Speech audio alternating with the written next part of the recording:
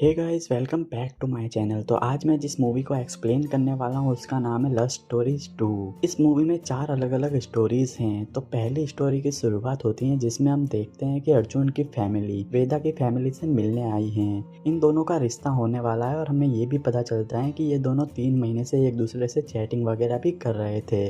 ये एक दूसरे को जानते हैं। एक्चुअली इनके पापा बेस्ट फ्रेंड हैं। यहाँ वेदा की माँ बता रही होती हैं कि अर्जुन और वेदा की काफी अच्छी चॉइस मिलती हैं। दोनों की हॉबीज भी सेम है, इसलिए ये काफी खुश है कि बहुत अच्छी जोड़ी बनी है। तभी वेदा की दादी बोलती हैं कि क्या तुम दोनों ने सेक्स किया। इस पे यहाँ बैठे सभी लोग शॉक हो जाते हैं। वो दादी को चुप रहने को बोलते हैं, मगर दादी बोलती हैं कि जब हम एक गाड़ी लेते हैं तब भी टेस्ट ड्राइव करते हैं ना, तो ये तो शादी है, जिंदगी का सवाल है, टेस्ट ड्राइव तो जरूरी है। दादी बोलती हैं कि 36 के 36 गुण मिले या ना मिले इससे कुछ नहीं होगा। अगर इन दोनों के बीच सेक्स अच्छा होगा तो ये दोनों एक दूसरे को कभी नहीं छोड़ेंगे। अब रात को वेदा दादी के पास जाती हैं। दादी उससे पूछती हैं कि अर्जुन कैसा है एक्शन में। वेदा कहती हैं कि पता करके बताऊंगी। दादी कहती हैं कि जिसके साथ शादी करो उसके साथ सेक्स अच्छा होना चाहिए। अगर तेरे दादू को ऊपर वाले ने नहीं बुलाया होता तो आज भी इस कमरे की कुंडी अंदर से बंद होती। वेदा कहती हैं कि आपकी तो अरेंज मैरिज थी, फिर आपको कैसे पता चला कि दादाजी योग्य थे। तो दादी कहती हैं कि हमने नदी किनारे गन्ने के खेत में और बहुत सारी जगह योग्यता चेक की हुई थी।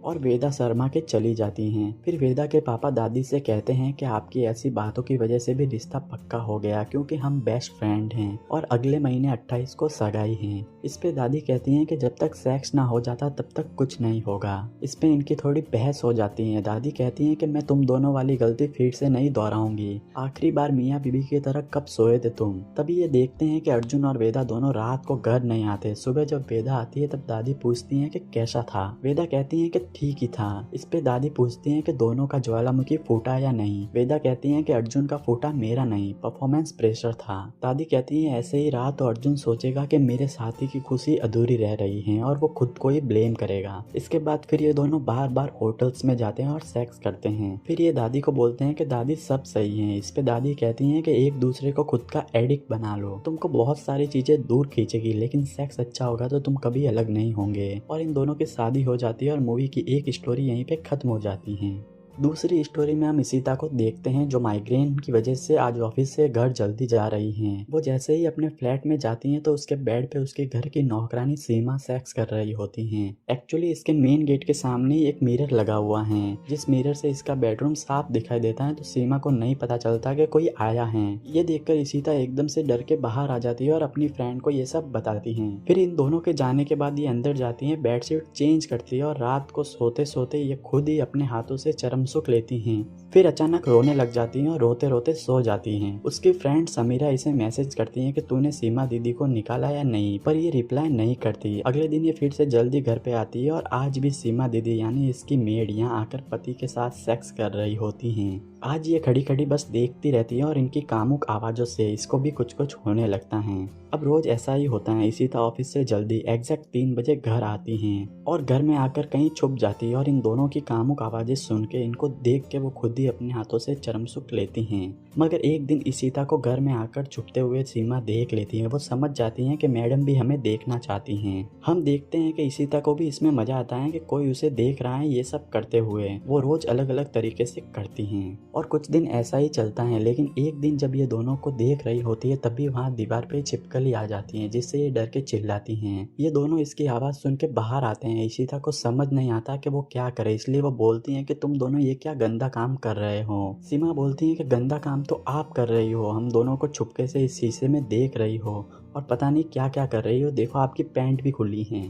इस पे इन दोनों की बहस हो जाती है और इशिता इसको काम से निकाल देती हैं। अब इशिता किसी और को काम पे रख लेती हैं, वहीं सीमा भी कहीं और काम करने जाती हैं। लेकिन इशिता के पास एक दिन कॉल आता है समीरा का। वो कहती हैं कि ये क्या सुन रही हूँ मैं, जगह जगह बातें हो रही है कि तू उन दोनों को ये सब करते हुए देखती थी। फिर हम सीमा को देखते हैं। उसका पति बोलता है कि गलती तेरी भी है, तुझे पता था कि वो हमें रोज देखती है, उसे पता था कि हम रोज यहाँ करते हैं, लेकिन मुझे कुछ नहीं पता था और तुझे भी मजा आता था ना जब वो देखती थी। और ये दोनों बाहर ही एक किस करते हैं। फिर इशिता और सीमा एक दूसरे को सब्जी वाले के वहाँ मिलते हैं। इशिता सीमा से कहती है कि मुझे पहले बता देना चाहिए था कि मैं तुम दोनों को देखती थी। सीमा बोलती है कि मैं भी जानती थी पहले से कि आप देखती हो। इशिता बोलती है कि तो तुमने बोला क्यों नहीं। इस पे सीमा कहती है कि मेरे को तो मजा आता था। फिर सीमा बोलती है कि कल से काम पे आऊँ क्या। इस पे ये इसको चाबी दे देती हैं और अगले दिन हम देखते हैं कि फिर से 3 बजे ही दरवाजा खुलता है और ये स्टोरी यहीं पे खत्म हो जाती है। तीसरी स्टोरी शुरू होती है और हम देखते हैं कि विजय कार में किसी से वीडियो कॉल पे हैं। वीडियो कॉल पे लड़की अपने कपड़े उतार रही हैं, तभी इसे कंपनी से किसी का कॉल आता है।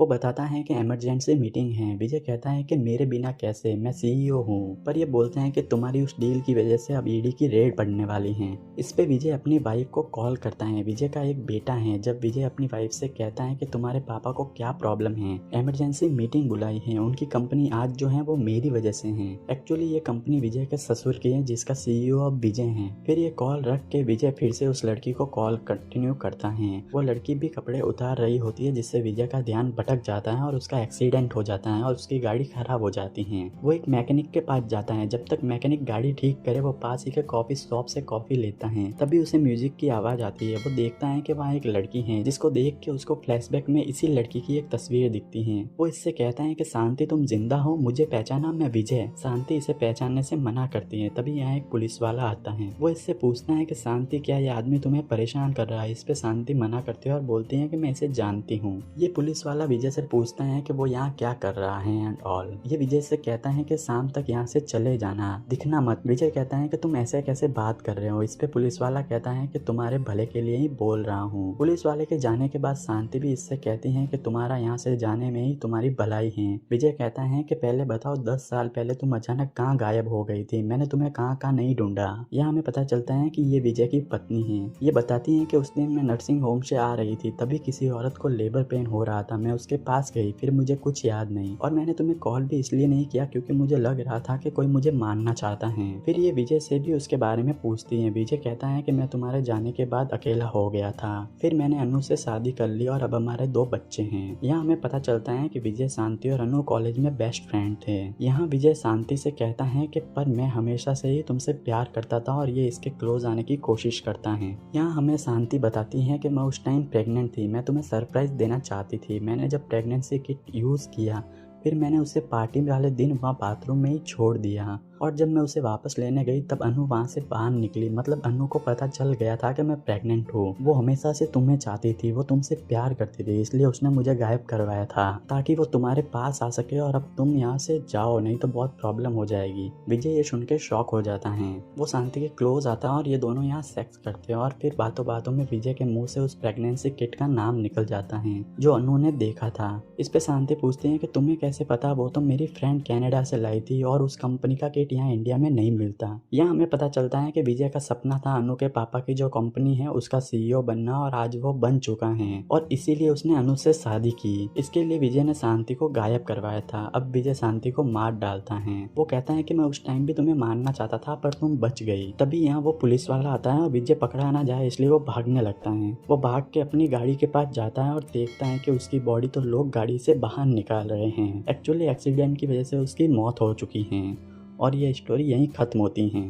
फिर लास्ट स्टोरी में हम मार्सा को देखते हैं। उसकी एक पत्नी चंदा है और एक बच्चा भी है। चंदा अपने बच्चे को पढ़ा के इंग्लैंड भेजना चाहती है ताकि वो इस जगह से निकल जाए क्योंकि इसका पति एक नंबर का ठरकी आदमी है और शराबी भी है। वो राह चलती लड़कियों के साथ जबरदस्ती करता है। इवन वो चंदा के साथ भी बहुत गंदा बिहेव करता है। चंदा उससे काफी डरती है। फिर हमें पता चलता है कि चंदा एक कोठे वाली है। वो कोठे पे कॉल करती है। वहाँ उसे एक औरत बताती है कि यहाँ की एक जवान लड़की को बीमारी हो गई है, यहाँ ये एड्स की बात कर रहे हैं। इसके बाद मार्सा अपनी हवेली में एक नई काम वाली को देखता है। उसकी नीयत फिसल जाती है। वो चंदा से कहता है कि पुरानी वाली को क्यों निकाल दिया। चंदा कहती है कि वो भाग गई। इस पे ये कहता है कि क्यों, उसे पैसे तो टाइम पे मिल रहे थे। चंदा कहती है कि पैसे उसे घर पे काम करने के मिल रहे थे, कमरे में कुछ और करने के नहीं। इस पे मार्सा गुस्सा हो जाता है जिससे चंदा डर जाती है। अब मार्सा नई काम वाली के क्लोज आने के बहाने ढूंढता रहता है। एक दिन वो उसे हवेली में रहने का बोलकर शराब पिलाता है, फिर उसके साथ कुछ करने ही वाला होता है। तभी उसका लड़का आकर बोलता है कि पापा आपसे कोई मिलने आया है।